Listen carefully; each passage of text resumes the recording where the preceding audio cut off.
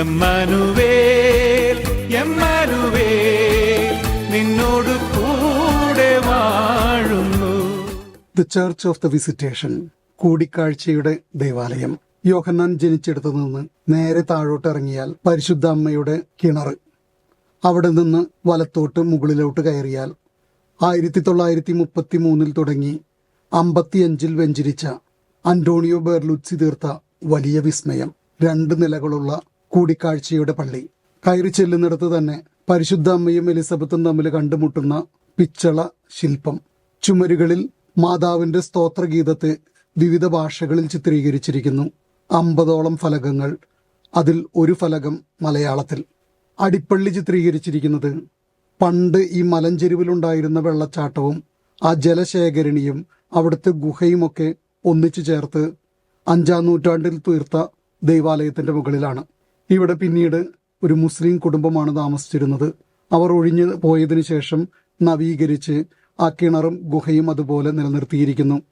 ആ ദേവാലയത്തിന്റെ ഉത്തരത്തിലോട്ട് നോക്കിയാൽ ദെല്ല പോർത്ത തീർത്ത 3 പടങ്ങൾ, സന്ദർശനത്തിന്റെ, സക്കറിയ ധൂപാർപ്പണം നടത്തുന്നതിന്റെ, വിശുദ്ധ എലിസബത്ത് ഉണ്ണി യോഹന്നാനെ സംരക്ഷിക്കുവാനായിട്ട് ഹെറോദോസിന്റെ ഭടന്മാരിൽ നിന്ന് രക്ഷിക്കാൻ ഗുഹയിൽ ഒളിപ്പിക്കുന്ന രംഗം. ആ ചിത്രീകരണത്തിന് നേരെ താഴെ ഈ ഗുഹാമുഖം അടച്ചിരുന്ന പാറയുടെ ഒരു ഭാഗമാണുള്ളത്. തീർത്ഥാടകരിവിടെ തൊട്ടുമുത്തുന്നു, പടമെടുക്കുന്നു, പ്രാർത്ഥനകൾ എഴുതി നിക്ഷേപിക്കുന്നു. തുടർന്ന് 4 ഘട്ടാണ്. അത് കഴിഞ്ഞ് മുകളിലോട്ട് കയറിയാൽ മുകളിലെ പള്ളി പരിശുദ്ധ അമ്മ ദൈവത്തെ മഹത്വപ്പെടുത്തുന്നതിന്റെ വലിയ ചിത്രീകരണമാണ്. മധുബഹയുടെ മുകളിൽ പരിശുദ്ധ അമ്മയുടെ ചിത്രീകരണം, കൂടെ മാലാഖമാര്, താഴെ വിശ്വാസികള്, അതിനിടയിൽ ഫ്രാൻസിസ്കൻ സന്യാസികള് ഈ ദൈവാലയം സമർപ്പിക്കുന്നതിന്റെ രംഗം. വലത്തെ ചുമരിൽ പരിശുദ്ധ അമ്മയുടെ അപദാനങ്ങളാണ്.